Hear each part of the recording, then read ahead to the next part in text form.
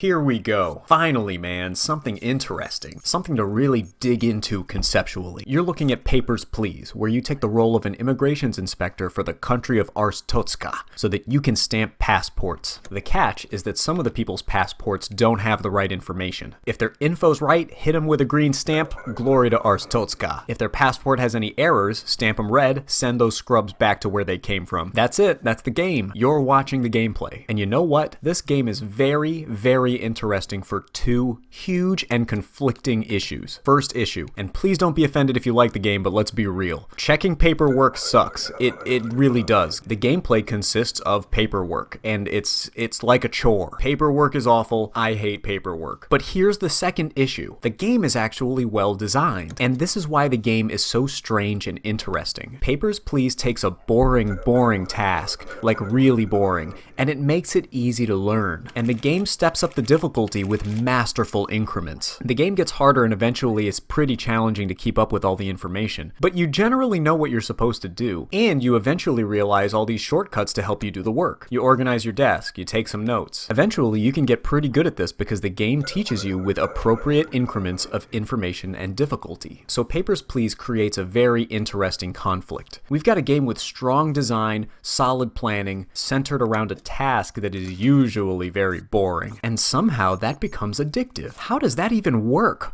Why am I playing this game? So should you buy it? Only if you really want to stamp some paperwork. It really feels like paperwork, by the way, and I personally think paperwork sucks. And yet, for people that are interested in the construction of games and game design, this is one that you should play because it's interesting, and even if you don't have fun in the traditional sense, there are things to be learned from how this game teaches. Like, what if we took this game, and instead of all this passport stuff, we put math stuff in here? I bet we could get kids addicted to math